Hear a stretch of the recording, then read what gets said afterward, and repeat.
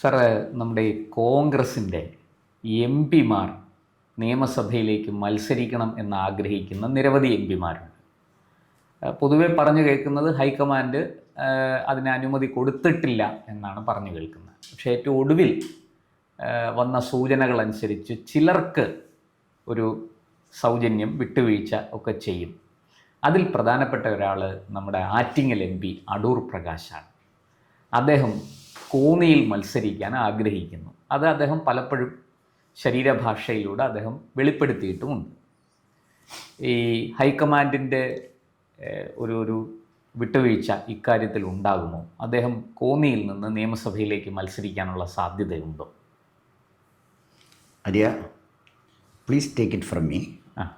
2026 നടക്കുന്ന നിയമസഭാ തെരഞ്ഞെടുപ്പിൽ കോന്നി നിയോജക മണ്ഡലത്തിൽ നിന്ന് മത്സരിക്കുന്ന കോൺഗ്രസ് സ്ഥാനാർത്ഥി അടൂർ പ്രകാശ് ആയിരിക്കും. ഹൈക്കമാൻഡിൻ്റെ ഉറപ്പൊക്കെ അവിടെ നിന്നോട്ട്. ഞാൻ പറയുന്നതിന് വേറെ കാര്യമുണ്ട്. ഓ, അത് ശരി. അല്ലേ, ഞാൻ അത്ര ഉറപ്പോടെ പറയില്ല. അതിന് ഒരു സംശയം വേണ്ട. അപ്പോൾ എന്താണ് ഞാനങ്ങനെ പറയാൻ കാരണം എന്ന് സ്വാഭാവികമായി ആയിരിക്കും ഒരു സംശയം തോന്നുന്നു. ഹൈക്കമാൻഡിനെ എടുത്തിട്ടില്ല. നമ്പർ 1 കാരണം, ഒന്ന്, UDF കൺവീനറാണ് അടൂർ പ്രകാശ്. അടൂർ പ്രകാശിൻ്റെ സാന്നിധ്യം പാർലമെൻറ്റിലല്ല, കേരളത്തിലാണ് വേണ്ടത് എന്ന് വേണമെങ്കിൽ പറയാം. വേണമെങ്കിൽ എന്നാണ് ഞാൻ പറഞ്ഞത്. സാങ്കേതികമായി അത് ശരിയാണ്. 2, കോൺഗ്രസിൽ ഉള്ളിലിപ്പോഴേ ഈഴവ സമുദായത്തിൽപ്പെട്ട നേതാക്കന്മാരില്ല. അതൊരു വലിയ കുറവാണ്. പ്രശ്നം വെച്ചപ്പോൾ കെ സുധാകരൻ കണ്ണൂരാണ്. അദ്ദേഹത്തിനെ അവിടെ നിന്ന് രാജിവെപ്പിച്ച് കണ്ണൂർ മത്സരിപ്പിക്കാൻ ഹൈക്കമാൻഡ് അനുവദിക്കില്ല. എൻ്റെ കാരണം, ഒന്ന്, സുധാകരനോടെ രാഹുൽ ഗാന്ധിക്ക് തന്നെ അത്ര മാനസികമായ അടുപ്പമില്ല. കണ്ടില്ലേ, ഒരു യോഗത്തിൽ വന്ന് അദ്ദേഹത്തിൻ്റെ ഒരു സീനിയോറിറ്റി പോലും പരിഗണിക്കാതെ വളരെ മോശമായിട്ടാണ് പെരുമാറിയത്. പിന്നെ രാഹുൽ ഗാന്ധിയെപ്പോലെ ഒരാളിൽ നിന്ന് ഞാൻ അതൊക്കെ പ്രതീക്ഷിക്കുന്നുള്ളൂ. അതുകൊണ്ട് അത് ഞാൻ ഒന്നും വേണ്ട. വഴിയരികിൽ ഈ പണ്ട് പെൺപിള്ളേരെ കമൻ്റ് അടിക്കാൻ ആളുകൾ നിൽക്കുമായിരുന്നു, ചെറുപ്പക്കാരൊക്കെ എന്ന് വർത്താനം പറയുന്നു. അതുപോലെ പാർലമെൻറ്റിലോട്ട് പോയ ഒരു മന്ത്രിയോടെ എൻ്റെ ചതിയനായ സുഹൃത്ത് വരുന്നു എന്ന് പറയുക, അറിയത്തില്ല, ബിട്ടു അത് വലിയ വിവാദമായി. നീ ദേശദ്രോഹിയല്ലയോ എന്ന് ചോദിച്ചു. അപ്പോൾ നീ ദേശദ്രോഹി അല്ലയോ എന്ന്, നീ ദേശദ്രോഹി അല്ലേ എന്ന് ബിട്ടുവിന് ചോദിക്കാൻ കഴിയുന്ന ഏക പാർലമെന്റ് അംഗം രാഹുൽ ഗാന്ധിയാണ്. അതാണ് അതിൻ്റെ പ്രത്യേകത. വേറൊരാളോട് ചോദിച്ചാൽ പറയും, നമ്മൾ പറയും ശരിയല്ല പറഞ്ഞതാണ്. ബിട്ടുവിനെതിരായിട്ട് കോൺഗ്രസ്സുകാർ എന്തെങ്കിലും പറഞ്ഞു, നീ രാജ്യദ്രോഹി അല്ലേ എന്ന് ചോദിച്ചതിനെതിരെ ഒരു കോൺഗ്രസ്സുകാരൻ പ്രതികരിച്ചു. KC വേണുഗോപാൽ എന്താ പ്രതികരിക്കുക? ആരും പ്രതികരിച്ചിട്ടില്ല. അതിനർത്ഥം ബിട്ടുവിൻ്റെ സ്റ്റേറ്റ്മെൻറ്റ് അവർ നിശബ്ദമായിട്ട് അംഗീകരിച്ചു എന്നല്ലേ? അല്ലേ? അത് വേറെ വിഷയം, ഞാൻ അതിലേക്ക് പോകുന്നില്ല. നമ്മൾ പറഞ്ഞു വന്നാലേ വേറെ വിഷയം. കെ സുധാകരന് എന്തായാലും കണ്ണൂർ സീറ്റ് ഇല്ല, അത് ഉറപ്പാണ്. 2, അടൂർ പ്രകാശിനെ നിർത്തി മത്സരിപ്പിക്കണം എന്നുള്ളത് കോൺഗ്രസ് ഒരു ഗവൺമെൻറ് ഉണ്ടാക്കണ്ടേ? 2026 UDF ജയിക്കാൻ വലിയ സാധ്യതയുണ്ട്. സാധ്യത ഞാൻ പറയുന്നത് കാരണം ഇനിയും സമയം കിടക്കുന്നു, മാറ്റങ്ങളൊക്കെ വരാം. അപ്പോൾ ആ സാധ്യതയിൽ അവർക്ക് പ്രതീക്ഷിക്കാമല്ലോ. വേണമെങ്കിലൊക്കെ ഒരു ഷാഡോ ക്യാബിനറ്റ് പോലും ഉണ്ടാക്കാം. ഇന്നത്തെ രാഷ്ട്രീയ സാഹചര്യം വെച്ച് ഞാൻ പറഞ്ഞത്. അപ്പോൾ അവർക്ക് അങ്ങനെ വരുമ്പോൾ ഈഴവ സമുദായത്തിന് മന്ത്രിയാക്കാൻ പറ്റിയ ഒരാൾ ജയിച്ചു വരാനില്ല. VM സുധീരനോ സാർ? ഇല്ല, VM സുധീരന് ഈ ഒരു അംഗത്തിന് ബാല്യമുണ്ടെന്ന് എനിക്ക് തോന്നുന്നില്ല. മോശമാണ്. തന്നെയല്ല, VM സുധീരനെ ഒരു ഈഴവ നേതാവായിട്ട് വെള്ളാപ്പള്ളി അംഗീകരിക്കത്തില്ല. വെള്ളാപ്പള്ളി ഈഴവർ പൊതുവെ അംഗീകരിക്കുന്നില്ല. സുധീരനെ ഒരു സെക്യുലർ പരിവേഷമാണ്. കുറച്ചുകൂടെ അടൂർ പ്രകാശിന് സുധീരനുള്ള പരിവേഷമല്ല അടൂർ പ്രകാശിനുള്ളത്. അദ്ദേഹം ഒരു ഈഴവ സമുദായത്തിൻ്റെ നേതാവായിട്ട് തന്നെ അദ്ദേഹം അംഗീകരിക്കപ്പെടുന്നുണ്ട്. അപ്പം അതുകൊണ്ട് അത് തീർച്ചയായിട്ടും അടൂർ പ്രകാശിന് കിട്ടുന്ന ഒരു പ്ലസ് പോയിൻ്റാണ്. അതുകൊണ്ട് അടൂർ പ്രകാശ് തന്നെയല്ല, ഇതിലെല്ലാം ഉപരിയായിട്ട് ഈ പല MPമാരും, ഇപ്പോൾ പറഞ്ഞല്ലോ, പല MPമാരും കേരളത്തിൽ മത്സരിക്കാൻ ആഗ്രഹിക്കുന്നു. ആരാ കേരളത്തിൽ മത്സരിക്കാൻ?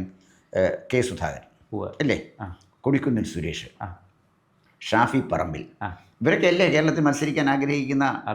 എന്താ അവർ കേരളത്തിൽ മത്സരിക്കാൻ ആഗ്രഹിക്കുന്നത്? രാജ്യസഭയിലേക്ക് പോയ ജബി മേത്തർ വരെ കേരളത്തിൽ മത്സരിക്കാൻ. എന്താ അവരിങ്ങോട്ട് വരാൻ താല്പര്യപ്പെടുന്നത്? ഡൽഹിയിലോട്ട് പോയിട്ട് വലിയ കാര്യമില്ല. അവിടെ രാഹുൽജി ഉണ്ട്. അദ്ദേഹം കോൺഗ്രസ് മുക്ത ഭാരതമാക്കാൻ അവിടെ പഠിച്ച പണി 18 നോക്കിക്കൊണ്ടിരിക്കുക. അതിനിടയിൽ ഇവർ പോയി എന്തിനാ കോൺഗ്രസ് മുക്ത കേരളം ഉണ്ടാക്കുന്നത്? കോൺഗ്രസ് മുക്ത ഭാരതം വരുമ്പോൾ കേരളം വന്നോളൂ. അതുകൊണ്ട് അത് തന്നെ കോൺഗ്രസിൻ്റെ പിടിപ്പുകേടും രാഹുൽ ഗാന്ധിയുടെ ജനവിരുദ്ധ നിലപാടുകളും കൊണ്ടാണ് അവർ ഡൽഹി വിട്ട് കേരളത്തിലേക്ക് വരാൻ തീരുമാനിച്ചതിൻ്റെ ഒരു കാരണം. അതാണ് ഞാൻ പറഞ്ഞത്. ഇവിടെ അടൂർ പ്രകാശിൻ്റെ ഒരു പ്ലസ് പോയിന്റ്, ജയിച്ചു വരുമ്പോൾ അവർക്ക് മന്ത്രിയാക്കാൻ ഈഴവ സമുദായത്തിൽപ്പെട്ട ഒരാൾ, ഇന്നത്തെ പ്രോമിനൻ്റ് ആയ ഒരാൾ വേണം. ഇപ്പോൾ അനിൽ അക്കരയുണ്ട്. അനിൽ അക്കര ഒരു പ്രോമിനൻ്റ് നേതാവൊന്നുമല്ല, എന്നൊക്കെ ഒരു കോൺട്രവേഴ്ഷ്യൽ ഫിഗറാണ്. പിന്നെ വേറെ വരുന്ന കെ ബാബുവാണ്. അദ്ദേഹം അനാരോഗ്യം വളരെയധികം ബുദ്ധിമുട്ടുണ്ട്. അദ്ദേഹത്തോടെ മത്സരിക്കില്ലെന്ന് നേരത്തെ പറഞ്ഞു. അപ്പം പിന്നെ വേറെ ഒരാളില്ല. ഇനി ഒരു പുതിയ പയ്യനെ അല്ലെങ്കിൽ പുതിയൊരു ചെറുപ്പക്കാരനെയോ അല്ലെങ്കിൽ പ്രായമുള്ള ഒരാളിനെ കൊണ്ടുവരാൻ ആളില്ല. അങ്ങനെ കൊണ്ടുവന്നാലും അത് ക്ലച്ച് പിടിക്കണമെന്നില്ല, ജനം അത് അംഗീകരിക്കണമെന്നില്ല. അതുകൊണ്ട് ഉറപ്പായും ഞാൻ പറയുന്നു, അടൂർ പ്രകാശ് അടുത്ത പ്രാവശ്യം കോന്നിയിൽ നിന്ന് മത്സരിക്കും. പിന്നെ കോന്നി പിടിക്കണമെങ്കിൽ അടൂർ പ്രകാശ് തന്നെ വേണം. അങ്ങനെ ഒരു അല്ല, അതിനകത്ത് ഒരു കാര്യമുള്ളതെന്ന് പറഞ്ഞാലേ, ഞാൻ 1991 ട്രാവൻകൂർ ദേവസ്വം ബോർഡ് പ്രസിഡൻ്റായിരുന്ന പത്മകുമാർ കോന്നിയിൽ മത്സരിക്കുമ്പോൾ ഞാൻ അദ്ദേഹത്തിൻ്റെ ഇലക്ഷൻ്റെ ചുമതല വഹിച്ചതിൽ ഒരാളാണ്. നമ്മുടെ ഇപ്പോൾ സ്വർണ്ണക്കൊള്ള കേസിൽ റിമാൻഡിൽ കഴിയുന്ന പത്മകുമാർ, ആറന്മുളക്കാരൻ പത്മകുമാർ അവിടെ വന്ന് മത്സരിക്കാൻ വരുമ്പോൾ അദ്ദേഹത്തിൻ്റെ തെരഞ്ഞെടുപ്പിൻ്റെ ചുമതല വഹിച്ചതിൽ ഒരാൾ ഞാനായിരുന്നു. കോന്നി സകല കോൺസ്റ്റിറ്റ്യുവൻസിയിലും ഞാൻ പോവുകയും 100 കണക്കിന് കോർണർ മീറ്റിങ്ങുകളിൽ പ്രസംഗിക്കുകയും ചെയ്തിട്ടുണ്ട്. സ്ഥാനാർത്ഥിയോടൊപ്പം പോയി, സ്ഥാനാർത്ഥിയുടെ പൈലറ്റായി പോയി, അങ്ങനെ ഒരുപാട്. പിന്നെ വീടുകളിൽ ഇറങ്ങി വോട്ട് പിടിക്കാൻ പോയി, ഗ്രഹസമ്പർക്കം. ആ 91 തെരഞ്ഞെടുപ്പിൽ രാജീവ് ഗാന്ധി കൊല്ലപ്പെട്ടിട്ടും അടൂർ പ്രകാശിന് പിന്നെ പത്മകുമാറിന് ജയിക്കാൻ പറ്റി. അന്ന് പിന്നെ കോന്നിയിൽ മത്സരിച്ചത് ചിറ്റൂർ രാമചന്ദ്രൻ നായരും കൊണ്ട് ദേവസ്വം ബോർഡ് കോളേജിൻ്റെ മാന്നാർ പരിമല കോളേജ് പ്രിൻസിപ്പലായിരുന്നു രാമചന്ദ്രൻ നായർ. ശ്രീ അയ്യപ്പ കോളേജ് അങ്ങനെ എന്തോ അല്ല, പരിമല DV കോളേജാണ്. അയ്യപ്പ കോളേജ് മറ്റേ വേറെയാണ്. അതിനടുത്ത് അപ്പുറത്ത് നമ്മുടെ പിന്നെ ഒരു പുണ്യക്ഷേത്ര സങ്കേതം ഉണ്ടല്ലോ അവിടെ, ഒരു നമ്മുടെ ചെങ്ങന്നൂരിനടുത്ത് അവിടെ ഒരു പഴയ ഒരു ക്ഷേത്രമൊക്കെ. പെട്ടെന്ന് ക്ഷേത്രത്തിൻ്റെ പേര് ഞാൻ ഒരു അയ്യപ്പസ്വാമി ക്ഷേത്രം, കൃഷ്ണക്ഷേത്രമാണോ അയ്യപ്പസ്വാമി ക്ഷേത്രമാണോ? തിരുവനന്തപുരമാണോ? അല്ല, തിരുവനന്തപുരമല്ല, അല്ല അത് എന്തായാലും ശരി. പിന്നെ ആ തെരഞ്ഞെടുപ്പിൽ രാഹുൽ ഗാന്ധിയുടെ കൊലപാതകം അല്ലെങ്കിൽ മരണം വലിയൊരു രാജീവ് ഗാന്ധി ഒരു വലിയൊരു സഹതാപതനം ഉണ്ടാക്കി. രാജീവ് ഗാന്ധിയുടെയും മരണം അതിനെ അതിജീവിച്ചാണ് പത്മകുമാർ ജയിച്ചതിൻ്റെ ഒരു കാര്യം ഞാൻ പറയാം.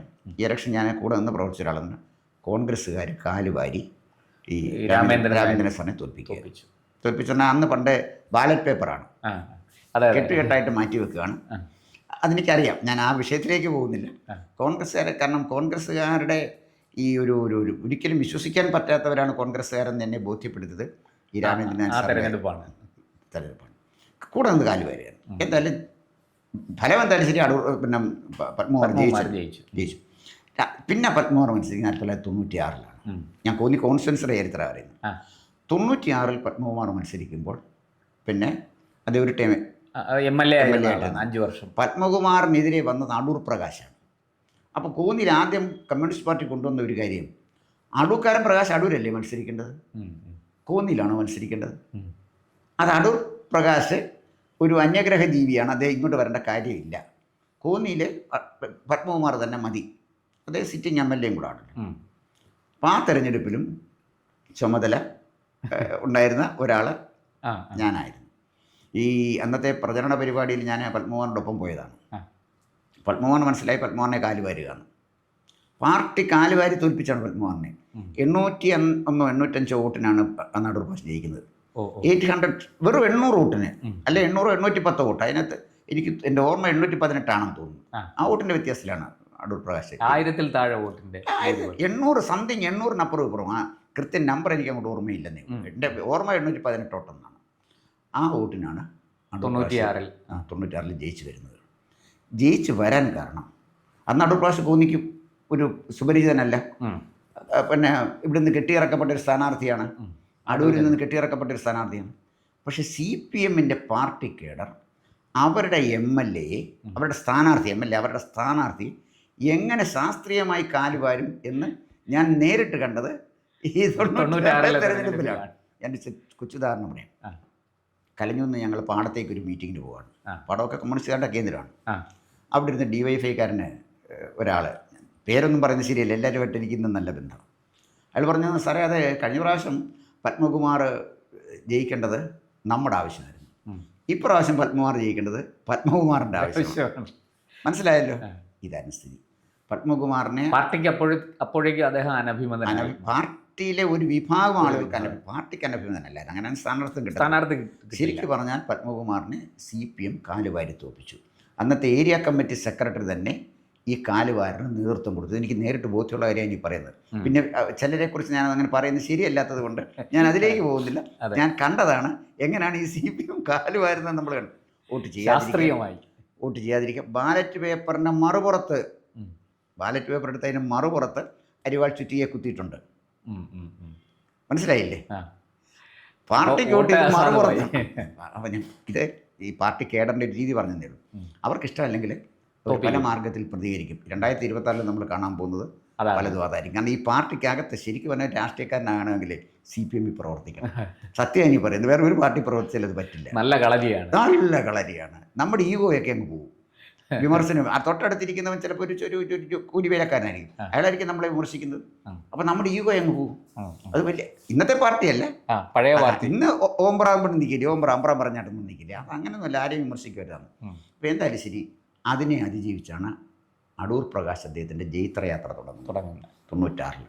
പിന്നെ അദ്ദേഹത്തിന് തിരിഞ്ഞു നോക്കേണ്ടി വന്നു. പിന്നെ ഓരോ തെരഞ്ഞെടുപ്പിലും അദ്ദേഹം അവസാനം അവരവിടെ കൊണ്ടുവന്നത് ഒരു ഏരിയ കമ്മിറ്റി സെക്രട്ടറി ആയിട്ടിരുന്ന ഒരാളിനെയാണ്. അദ്ദേഹം ഇന്നില്ല, പിന്നെ മരിച്ചുപോയി. അതുകൊണ്ട് ഞാൻ അദ്ദേഹത്തിൻ്റെ പേര് പറയുന്നില്ല. അദ്ദേഹത്തിനെയാണ് അവിടെ മത്സരിപ്പിച്ചത്. അടൂർ പ്രകാശ് തെരഞ്ഞെടുപ്പ് തുടങ്ങുന്നതിന് മുമ്പ് തന്നെ ആ പൂന്നിയ ചുവരുകളിൽ മുഴുവൻ ഈ CPM സ്ഥാനാർത്ഥിയുടെ വാൾ പോസ്റ്റേഴ്സ് വന്നു കഴിഞ്ഞു. അദ്ദേഹത്തിന് വേറെ ഫൈനാൻസ് ചെയ്യാൻ ആളുണ്ടായിരുന്നു. അടൂർ പ്രകാശിൻ്റെ പ്രതിയോഗി, ശത്രുവായിട്ടിരുന്ന ഒരാൾ, സമ്പന്നനായ ഒരാൾ പണം കൊടുത്താണ്. അങ്ങനെയാണ് ഇത് വന്നത്. അപ്പോൾ തെരഞ്ഞെടുപ്പിലേക്ക് വന്നു കഴിഞ്ഞപ്പോഴേ അടൂർ പ്രകാശിന് വളരെ ആശങ്കയായിരുന്നു അദ്ദേഹം ജയിക്കില്ലെന്ന കാര്യം. അപ്പോൾ അന്ന് അവിടുത്തെ സീനിയറായ ഒരു കോൺഗ്രസ് നേതാവുണ്ട്, അദ്ദേഹത്തിൻ്റെ പേര് PJ തോമസ് എന്നാണ്. അദ്ദേഹം 2 പ്രാവശ്യം കോന്നി MLA ആയിരുന്നു. അദ്ദേഹം അടുത്ത പ്രാവശ്യം തോറ്റുപോയി. ഇലക്ഷൻ അദ്ദേഹം ജയിച്ചിരുന്ന അദ്ദേഹം മന്ത്രിയായിരുന്നു, PJ Thomas sir. Thankachan sir എന്നാണ് ഞങ്ങൾ സ്നേഹപുരസ്സരം അദ്ദേഹത്തിനെ വിളിക്കുന്നത്. എൻ്റെ അച്ഛൻ്റെ വളരെ അടുത്ത സുഹൃത്താണ്. അതുകൊണ്ട് വീടുമായിട്ട് എന്നോട് ഒരു മകനെ പോലെ വലിയ സ്നേഹവും മനസ്സിലേക്കുള്ള ഉള്ള ആളാണ്. അപ്പോൾ ഞാൻ അന്ന് സാക്ഷരതാ മിഷനിൽ പ്രവർത്തിച്ചുകൊണ്ടിരിക്കുന്ന ആളാണ്. അപ്പോൾ ഞാൻ സാക്ഷരതാ മിഷനിൽ ഈ ഇലക്ഷൻ്റെ കാര്യത്തിനായിട്ട് ഞാൻ കോന്നി വന്നു. നമ്മുടെ പാർട്ടി സ്ഥാനാർത്ഥിയല്ലേ, അന്ന് ഞാൻ ലോക്കൽ കമ്മിറ്റി മെമ്പറാണ്. അപ്പോൾ അതിനായിട്ട് അത്യാവശ്യം ആളുകളെയൊക്കെ കാണാനായിട്ടാണ് ഞാൻ കോന്നി വന്നത്. കോന്നി വന്ന് ഒരു റൗണ്ട് കഴിഞ്ഞപ്പോൾ എനിക്ക് അപകടം മണത്തു. കാരണം സംഭവം കുഴപ്പമായിട്ട് നീങ്ങാണ്. അപ്പോൾ തങ്കച്ചൻ സാർ വീട്ടിൽ ചെന്നപ്പോൾ തങ്കച്ചൻ സാർ പറഞ്ഞു, ഗോവ ഇപ്രാവശ്യം അടൂർ പ്രകാശിന് പ്രയാസമാണ്. കാരണം എതിർ സ്ഥാനാർത്ഥി ഏരിയ കമ്മിറ്റി മെമ്പർ സെക്രട്ടറി ആയിട്ടിരുന്ന ആളാണ്, വലിയ സ്വാധീനമുള്ള ഒരാളാണ്. അയാൾ ഭയങ്കരമായിട്ട് വോട്ട് പിടിച്ചുകൊണ്ടിരിക്കുകയാണ്. ഇപ്രാവശ്യം അടൂർ പ്രകാശ് ജയിക്കില്ല എന്ന് പറഞ്ഞു. അപ്പം ഞാൻ ചിരിച്ചുകൊണ്ട് പറഞ്ഞു, സാറേ അടൂർ പ്രകാശ് കഴിഞ്ഞ പ്രാവശ്യം കിട്ടിയതിനേക്കാൾ ഭൂരിപക്ഷത്തിൽ അടൂർ പ്രകാശ് ഇപ്രാവശ്യം ജയിക്കുന്നു പറഞ്ഞു. ഉടനെ പുള്ളി എന്നോട് ഗോവൻ എന്ത് തമാശ പറയുകയാണ്. സാറേ തമാശയില്ല, ഞാൻ സാറിൻ്റെ തമാശ പറയുമോ? അല്ല, സത്യമാണെന്ന് പറഞ്ഞു.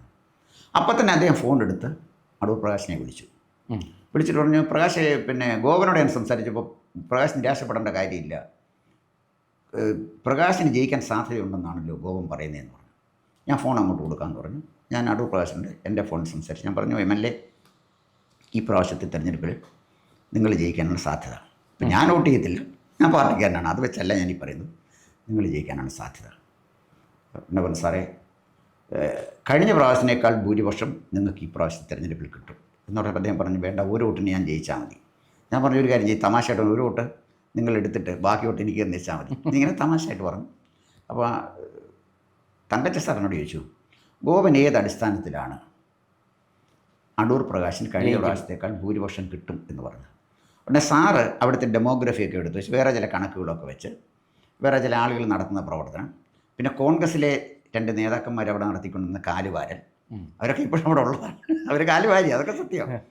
അപ്പോൾ ഞാൻ സാറിൻ്റെ വളരെ തമാശ പറഞ്ഞു, സാറേ ഈ സാറ് പറഞ്ഞ 2 നേതാക്കന്മാർ കാലുവാരെന്ന് പറഞ്ഞ നേതാക്കന്മാർ പറഞ്ഞാൽ അവരുടെ ഭാര്യമാർ പോലും കേൾക്കുകയില്ല, അവരിവിടെ കാലുവാരാൻ സാറേ, ഒരു കാര്യം നടക്കില്ല. പിന്നെ ഈ സാറ് പറഞ്ഞ ഇക്വേഷൻസ് ഒന്നും വരില്ല. സാറ് കണക്കാക്കാതെ പോയൊരു കാര്യമുണ്ട്, അടൂർ പ്രകാശിന് CPMൻ്റെ ഭാഗത്തു നിന്ന് കിട്ടുന്ന വോട്ടിനെക്കുറിച്ച് നിങ്ങൾ കണക്കൂട്ടിയിട്ടില്ല, സാർ ഉദ്ദേശിക്കുന്ന പോലല്ല, അടൂർ പ്രകാശ് ഇപ്രാവശ്യം കംഫർട്ടബിൾ മെജോറിറ്റിയിൽ ജയിക്കുന്നു പറഞ്ഞു. അത് കഴിഞ്ഞിട്ട് ഞാൻ നമ്മുടെ സ്ഥാനാർത്ഥി വോട്ട് ചെയ്തു, ഞാനങ്ങ് പോവുകയും ചെയ്തു. ഞാൻ വയനാട്ടിൽ നിന്നൊരു മീറ്റിങ്ങിന് തിരിച്ചു വരുമ്പോൾ ഇപ്പോഴും എനിക്ക് ഓർമ്മയുണ്ട്, അങ്കമാലി അടുത്തെത്തിയപ്പോൾ എനിക്കൊരു കോള് മൊബൈലിൽ വന്നു. അദ്ദേഹം അടൂർ പ്രകാശായിരുന്നു. എന്നോട് സാറേ, സാറ് പ്രവചിച്ച പോലെ തന്നെ ഞാൻ ജയിച്ചു, ഭൂരിപക്ഷമുണ്ട്, ഞാൻ ആദ്യം വിളിക്കുക, ഞാൻ നന്ദി പറയാൻ വിളിച്ചാന്ന് പറഞ്ഞു. അപ്പോൾ ഇത് ഫീൽഡിൽ നിൽക്കുന്നവരാൾക്കറിയാം. അപ്പോഴത്തേക്ക് അടൂർ പ്രകാശ് അവിടെ എസ്റ്റാബ്ലിഷ് ചെയ്തു. അതായിരുന്നു അദ്ദേഹം നേരിട്ട ഒരു വലിയ പ്രതിസന്ധി എന്ന് പറയുന്നത്. പക്ഷേ ആ സമയത്തായിരുന്നു അദ്ദേഹത്തിന് ഏറ്റവും കൂടുതൽ ഭൂരിപക്ഷം കിട്ടിയത്. കാരണം അദ്ദേഹത്തിന് കിട്ടിയ CPM-ൻ്റെ ഒരുപാട് വോട്ട് അടൂർ പ്രകാശിന് പോയി. എനിക്ക് നേരിട്ട് അറിയാവുന്ന കാര്യം കൊണ്ടാണ് എനിക്ക് പറയുന്നത്. പിന്നെ ഒരിക്കൽ പോലും അദ്ദേഹത്തിന് തിരിഞ്ഞു നോക്കേണ്ടി വന്നു. പക്ഷേ അദ്ദേഹത്തിൻ്റെ ജീവിതത്തിൽ വളരെ ബുദ്ധിമാനാണ്. പക്ഷേ അദ്ദേഹത്തിൻ്റെ ജീവിതത്തെ പറ്റി വലിയൊരു കുഴപ്പം അവസാനം വന്ന് ഈ ആറ്റിങ്ങൽ പോയി നിന്ന് മത്സരിച്ച് അദ്ദേഹത്തിനെ അവിടെ എത്തിയാൽ മന്ത്രിയാക്കാവുന്ന ഒരു ഓഫർ ഉണ്ടായിരുന്നു എന്നാണ് ഞാൻ മനസ്സിലാക്കുന്നത്. അദ്ദേഹത്തിനെ പറ്റി വലിയൊരു മണ്ടത്തരം. ഇദ്ദേഹം മനോരമയും മാതൃഭൂമിയോ വായിച്ചുകൊണ്ടിരുന്നത്. അതല്ലോ ഇന്ത്യയിലെ സിറ്റുവേഷൻ നടത്തുന്നുണ്ടെങ്കിൽ ഈ മണ്ടത്തരം പറ്റുകയല്ലായിരുന്നു. മനോരമ പറഞ്ഞിരിക്കുന്ന അടിച്ച് കയറിക്കൊണ്ടിരിക്കുകയില്ലേ 19. ഇവിടെ രാഹുൽ ഗാന്ധി സത്യപ്രതിജ്ഞയുള്ള സമയം തന്നെ നോക്കി വെച്ചിരിക്കുക. പാഴുപടിപ്പരെ ചെന്ന് സമയം നോക്കി വെച്ച് KC വേണുഗോപാൽ പോയിരിക്കുക. ഇടണ്ട ഉടുപ്പ് പോലും തീരുമാനിച്ചിരിക്കുക. എല്ലാം റെഡിയായിരിക്കുക. കുഞ്ഞാലിക്കുട്ടി സാഹിബ് ആണെങ്കിൽ പുള്ളി ഈ ജാക്കറ്റൊക്കെ ഇട്ട് വ്യവസായ മന്ത്രിയാവാൻ റെഡിയായിട്ടിരിക്കുക. എല്ലാം റെഡിയായിട്ടിരിക്കുക. അങ്ങനെ പോയി മന്ത്രിയാകാൻ വിചാരിച്ചാൽ അദ്ദേഹം പോയത്. അത് അദ്ദേഹത്തിൻ്റെ ജീവിതത്തെ പറ്റിയ ഏറ്റവും വലിയ വിഡ്ഢിത്തമാണ്. പാർലമെൻറ്റിൽ അദ്ദേഹത്തിന് പെർഫോം ചെയ്യാൻ കഴിയുന്നില്ല. അങ്ങനെ ഒരു പെർഫോം ചെയ്യാൻ പറ്റുന്ന ഒരാളല്ല അദ്ദേഹം. അതുകൊണ്ട് തന്നെ ഈ പ്രാവശ്യം പാർലമെൻറ്റൊക്കെ ഉപേക്ഷിച്ച് കോന്നി വന്ന് 2026 തിരഞ്ഞെടുപ്പിൽ അദ്ദേഹം മത്സരിക്കാനുള്ള സാധ്യതയുണ്ട്. അദ്ദേഹം മത്സരിക്കുകയാണെങ്കിൽ കോന്നി നിയോജകമണ്ഡലത്തിലെ ഇലക്ഷൻ കടുക്കും. അദ്ദേഹം നല്ല വിജയസാധ്യതയുള്ള ഒരു സ്ഥാനാർത്ഥിയായി. ജയിക്കും തോക്കും എന്നൊക്കെ ഇലക്ഷനെക്കുറിച്ച് പറയാൻ പറ്റില്ല. അത് ജനങ്ങളുടെ കയ്യിലിരിക്കും. അതുകൊണ്ട് അങ്ങനെ അത്തരം മണ്ഡലത്തിലൊന്നും പറയുന്നില്ല. പക്ഷെ നല്ല വിജയസാധ്യതയുള്ള സ്ഥാനാർത്ഥിയാണ്. സാഹചര്യം അനുകൂലമാണ്. പിന്നെ അദ്ദേഹം കോന്നിക്ക് വേണ്ടി ചെയ്ത ഒരുപാട് കാര്യങ്ങളുണ്ട്. അത് കോന്നിക്കാർക്കൊക്കെ കൃത്യമായിട്ട് അറിയുകയും ചെയ്യാം. അതുകൊണ്ട് അദ്ദേഹത്തിനെ പോലെ ഒരാൾ വന്ന് മത്സരിക്കുകയാണെങ്കിൽ കോന്നിയിൽ ജയിക്കാൻ സാധ്യതയുണ്ട്. കാരണം കോന്നിക്കാർ അദ്ദേഹത്തിനെ കാണുന്നത് ജയിച്ചാൽ മന്ത്രിയാണ്. കോന്നി മെഡിക്കൽ കോളേജ് വന്നു. കാടിനകത്ത് ഒരു മെഡിക്കൽ കോളേജ്, പത്തനംതിട്ട എല്ലാ മെഡിക്കൽ കോളേജ് വന്നത് കോന്നിയിലാണ് മെഡിക്കൽ കോളേജ് വന്ന്. കോന്നി താലൂക്ക് വന്നു. കോന്നി KSRTC സ്റ്റാൻഡ് വന്നു. കോന്നി ഒരുപാട് ഡെവലപ്മെൻറ്റ്സ് അദ്ദേഹം കൊണ്ടുവന്നു. അതുകൊണ്ടാണ്. അല്ലാതെ ജാതിയും മതമൊക്കെ രണ്ടാമത്തെ കാര്യം. നായന്മാർ അദ്ദേഹത്തിന് വോട്ട് ചെയ്യും, ഈഴവർ സ്വാഭാവികമായിട്ടും അദ്ദേഹത്തിന് വോട്ട് ചെയ്യും, ക്രിസ്ത്യാനിയുടെ കോൺഗ്രസ് ആയിട്ട് വോട്ട് ചെയ്യും. പിന്നെ ആരാ വേണ്ടി വോട്ട് ചെയ്യാൻ പോവാതിരിക്കുന്നത്? എങ്ങനെ വന്നാലും കമ്മ്യൂണിക്കേഷനും ഡെമോഗ്രഫിയും ഒക്കെ പ്രകാശിന് അനുകൂലമാണ്. ശക്തനായ ഒരു നേതാവ് താനെന്ന് തെളിയിക്കാൻ ഇപ്പോഴത്തെ MLA കഴിഞ്ഞിട്ടില്ല. CPM-ൻ്റെ MLA ചെറുപ്പക്കാരനാണ്, ആള് മിടുക്കനൊക്കെയാണ്. പക്ഷേ അദ്ദേഹത്തിന് അടൂർ പ്രകാശുമായിട്ടൊന്ന് കോർക്കാനുള്ള ഒരു കരുത്ത് അദ്ദേഹത്തിന് ഇല്ല. അതുകൊണ്ട് ഇപ്രാവശ്യം കോന്നിയിൽ അടൂർ പ്രകാശായിരിക്കും സാധ്യത. ജയിക്കാൻ വളരെ സാധ്യതയുള്ളൊരു സ്ഥാനാർത്ഥിയാണ് എന്നാണ് എൻ്റെ അഭിപ്രായം. നമുക്ക് നോക്കാം. എന്തായാലും ഇനി അധിക ദിവസങ്ങളില്ല. വളരെ പെട്ടെന്ന് തന്നെ അറിയാം എന്താണ് കോന്നിയിൽ ആരായിരിക്കും കോന്നിയെ കേരള നിയമസഭയിൽ പ്രതിനിധീകരിക്കാൻ പോകുന്നത്. നമുക്ക് ഏതാനും ആഴ്ചകൾക്കുള്ളിൽ അറിയാൻ. ആരായാലും എൻ്റെ കോന്നി രക്ഷപ്പെടട്ടെ എന്ന് മാത്രമേ തീർച്ചയായിട്ടും. കൂടുതൽ വാർത്തകളും വിശേഷങ്ങളും നേരിട്ട് ലഭിക്കാൻ ജനങ്ങളിൽ നിന്ന് ജനങ്ങളിലേക്ക് ജനഭൂമി ന്യൂസ് സബ്സ്ക്രൈബ് ചെയ്യൂ. ബെൽ ബട്ടൺ അമർത്താനും മറക്കരുത്.